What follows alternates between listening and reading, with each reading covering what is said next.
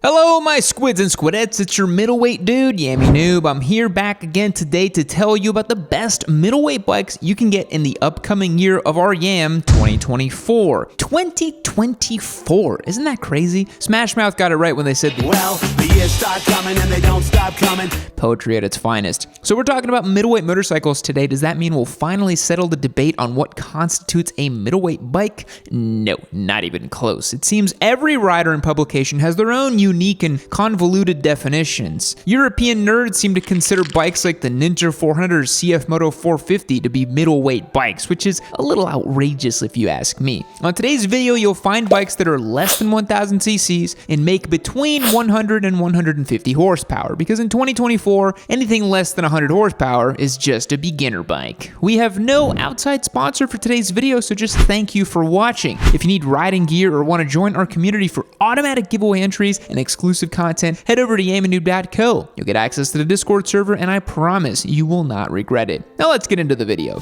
It is hard to deny that the Triumph Street Triple 765 holds a venerable place in the middleweight category these days. As a long-standing industry frontrunner and current engine provider for the Moto2 class and MotoGP, they practically wrote the playbook for the sporty middleweight roadster. Since its debut in 2007, the Triumph Street Triple has been a beloved naked sport bike combining liveliness with playfulness, reminiscent of naked classics like the Suzuki SV650 and Ducati Monster. For the 2024 model year, Triumph takes it up a notch, infusing their Moto2 expertise into the Street Triple 765 lineup, offering intermediate to advanced riders an unparalleled riding experience. Get it? Because it's not a parallel twin, and that is pretty freaking good. At the heart of these upgrades lies a refined 765cc engine, 3 cylinders, beautiful, benefiting from Triumph's exclusive Moto2 innovations, new pistons boasting an impressive 13.25:1 compression ratio, along with enhanced connecting rods, valves, and camshafts. Complementing this, a tweaked gearbox with shorter ratios propels the Street Triple into a realm of accelerated performance. The lineup comprises the Street Triple R, RS, and the limited run Moto2 edition. The R caters for the discerning street rider, while the RS stands poised for track dominance. And for those yearning for the closest factory experience to a Moto2 race bike, the Moto2 edition stands as the ultimate testament. Generating an exhilarating 118 horsepower and 59 foot-pounds of torque, the Street Triple R exemplifies precision engineering. The RS and Moto2 edition elevate the stakes, boasting a commanding 128 horsepower. In this newest generation, riders can expect a slightly more committed riding position and a wider handlebar for greater control and leverage when ripping dank nooners or dragging knee on track days. The Moto2 edition pushes boundaries further with clip-ons that put the rider in an aggressive posture reminiscent of dedicated racing machines. The Street Triple R and RS are equipped with fully adjustable Showa forks, ensuring ample handling prowess. In the rear, the R features a Showa monoshock, while the RS boasts an upgraded Olin suspension. Priced at just $9,995 for the R, $12,595 for the RS, and $15,395 for the Moto2, these bikes offer exceptional value for the discerning rider. For me, I think the RS hits the sweet spot for value. And fun fact, these motorcycles still use the 2013 plus Daytona 675 frame, and trust me, that's a good one. Like I mentioned previously, there are a handful of motorcycles that really define the middleweight segment, offering a balance of sporty performance and relaxed riding stature. One motorcycle in particular that is owed a substantial degree of credit is the Ducati Monster. In production since 1993, the Monster has been a middleweight staple for the last 30 years, being continuously upgraded and reinvented as the years go by. What began as a parts bin special, the Monster created a new paradigm for zesty, upright, naked bikes exuding Italian character and charm. The 2024 model retains the original ethos while upping the ante in modern design and tech. The Ducati Monster, sold in both the Plus and SP variants, uses a 937cc Testastretta L twin that makes 111 horsepower and 69 foot-pounds of Totino's pizza rolls. Mamma mia. And by God, if you say it's a V-twin, we will come and castigate you. We will come and crucify you. We will come and rip your arms off and put them in an L shape to then remind you that Ducatis are L-shaped. The Desmo police will come for you in the middle of the night. The Plus model uses an upside-down 43mm fork with preload adjustable rear monoshocks, while the SP model has more premium suspension loadout with fully adjustable Öhlins in front and rear. Both models use Brembo brakes in front and back, with the SP model using a higher spec Stylema calipers. The Monster retains its classic looks with a stripped down and minimalist design, although a lot of people when this new one came out said that it kinda just looks like a Yamaha MT bike.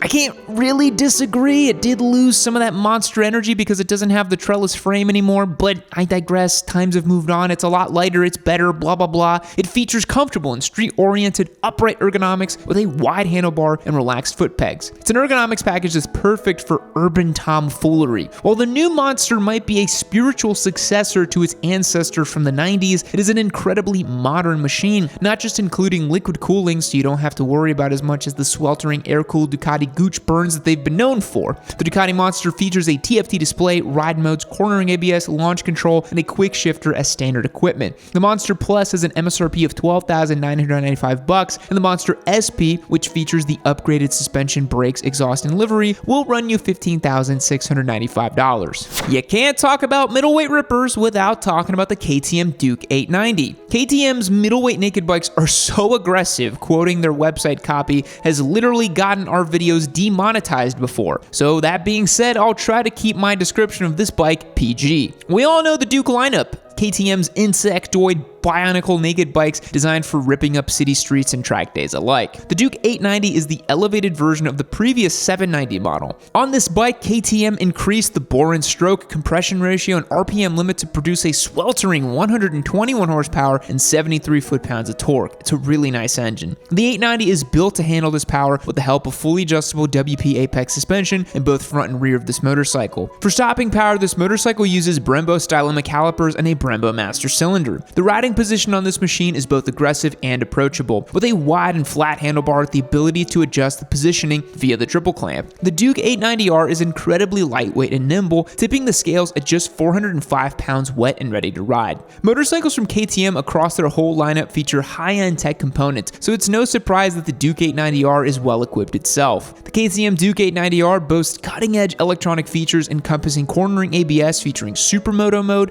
lean-sensitive TC, and customizable ride modes including Sport, Street, and Rain. For those seeking an even more dynamic experience, an additional track mode is available, providing enhanced throttle response and the ability to adjust TC on the go, with the choice of 9 levels. If you want an aggressive, angular, middleweight ripper and the matching orange accessories to match, look no further than the KTM Duke 890R. It will run you $12,949 though. So far, we've got a handful of Euro bikes on the list today, so what if you're in the market for a middleweight Japanese bike with bulletproof reliability? Well, I present to you the Ninja 650. Hey, just kidding, of course. We're talking about the best middleweight bikes, not the best bikes to make your grandmother lose respect for you. The Japanese middleweight that kind of rules the category is the MT-09 SP. The MT-09 has been breaking hearts and melting tires for years now, almost a decade, but the recent iteration of the SP variant takes it up to an absolute new level. Sporting a spirited, liquid-cooled, all-new 890cc inline 3-cylinder engine, it churns out an impressive 118 horsepower and 69 foot-pounds of torque. This powerhouse truly stands as the centerpiece of the motorcycle. Whether you're into hooligan behavior on surface streets or carving through twisty roads, the MT-09 offers an abundance of power to keep you thoroughly engaged. In the past, the MT-09 faced criticisms for its handling characteristics. With its somewhat limited stock suspension adjustments, twitchy throttle, compact wheelbase, and kind of bizarre frame, it wasn't always the most confidence-inspiring ride, especially when leaning into corners.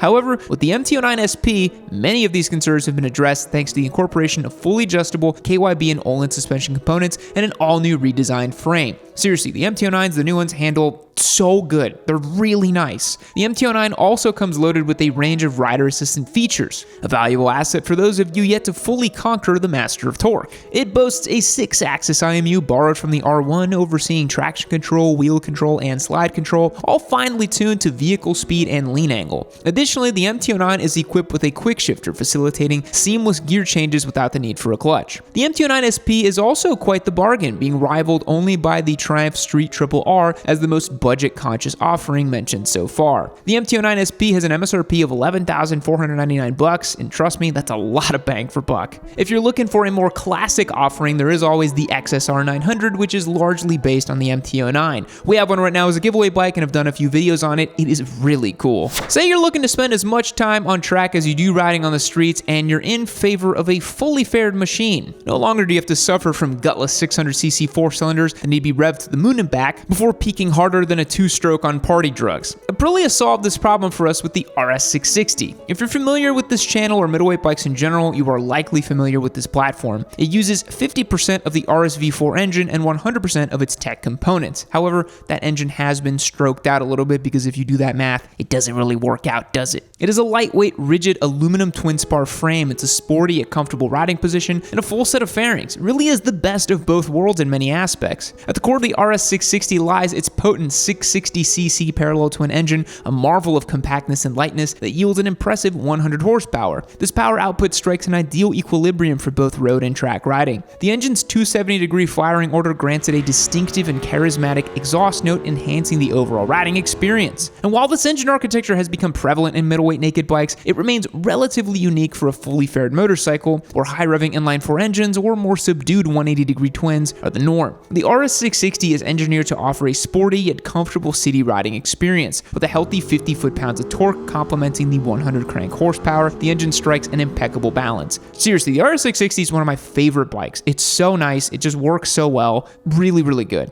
The ergonomic setup finds a sweet spot, providing a ride that's not overly committed or demanding on the wrist, yet offers ample room to get into an aggressive riding position when needed. The frame of the RS660 exemplifies a blend of rigidity and lightweight construction, rendering that bike incredibly responsive and instilling confidence in every twist and turn. It's positioned as an intermediate bike. It boasts an array of high-end components and tech. Fully adjustable KYB suspension in the front and similarly customizable rear monoshock make it a track enthusiast's dream. Brembo brakes all around further contribute to the premium feel of the motorcycle. The RS660 embraces the APRC tech package distilled from the RS-V4 and includes a comprehensive suite of safety features from adjustable TC, wheelie control to cornering ABS and switchable power modes. Even cruise control and a seamless up and down quick shifter are part of the package. All these technological marvels are orchestrated by a 6-axis IMU with adjustments seamlessly executed through a 5-inch TFT display. Aprilia spared no effort in making the RS660 one of the most competitive and practical middleweight bikes on the market, and it can be yours for $11,499, not including the Biscotti bill or tortellini tax slapped on by the dealership.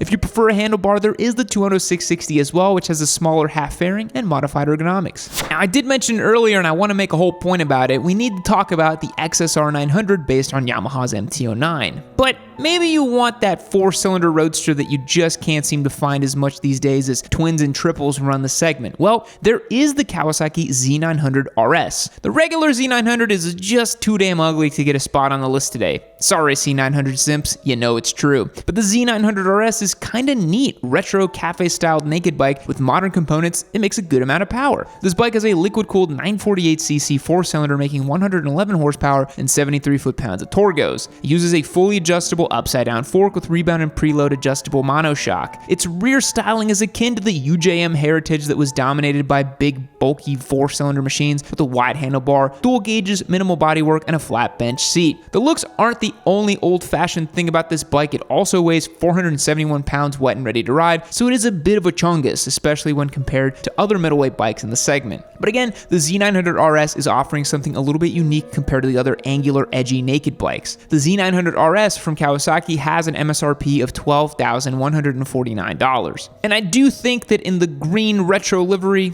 it is pretty cool. The motorcycle that comes closest to rivaling the Z900RS as a retro middleweight bike that can keep up with its hyper-naked cohorts is the Triumph Speed Twin 1200. I'm bending the rules a bit here as the Speed Twin 1200 of course does use a 1200cc engine. It's larger than 1000cc's that I set as a limit in the introduction, but these retro parallel twins don't come anywhere close to making the power of a high-revving, highly tuned engine from some of the competition. But that's not what it's designed to do. The Speed Twin is a retro roadster making 100 horsepower and 83 foot-pounds of torque, which is still plenty of juice for spirited riding. You'd likely have no business taking it on the racetrack, but you'd be able to get craft brewery just in the nick of time. The Marzocchi suspension is non-adjustable sans preload adjustability in the rear, but the Speed Twin is using Brembo and Nissan brake calipers. Size-wise, the Speed Twin is on par with the Z900RS, coming in at 476 pounds. The Speed Twin offers a really great package for something a bit sportier than the traditional Bonneville, but more retro and charming than the Street Triple. You might not get that screaming 3-cylinder soundtrack, but the 270-degree twin has a plenty satisfying growl. The Speed Twin 1200 from Triumph has a price tag of $12,895, and it's one of my top choices. I did a whole ride and review on this bike. Super fun, really enjoyable, love that velvety twin. So there you have it, ladies and gentlemen, some of the best middleweight bikes for 2024. What do you think is the perfect amount of power for road duty? It seems like manufacturers are sticking in that 100 to 150 range for their middleweight bikes. After the Turbo Busa and the H2, anything short of 230 wheel horsepower just feels like a Ninja 400 to me. Thanks for making it all the way into the video. Be sure to click that subscribe button if you haven't, and head out to yammynoob.co for all your riding gear needs. Thanks for watching, and I will catch you later. Fact: in 1904, the Olympics included artistic competitions in painting, sculpture, music, and literature alongside athletic events. This unique integration of arts and athletics aimed to celebrate a broader spectrum of human achievement, but these competitions were only held once and were later discontinued. Goodbye. You've made it to the end of another Yammy Noob video. Aren't you just a special little cookie? Aren't you just something so great? Aren't you just, look at you, you're just so freaking cute. Why don't you go ahead and click on the next video? Why don't you go ahead, listen, hey, I'm just kidding around. Hey, listen to me. Click on the video.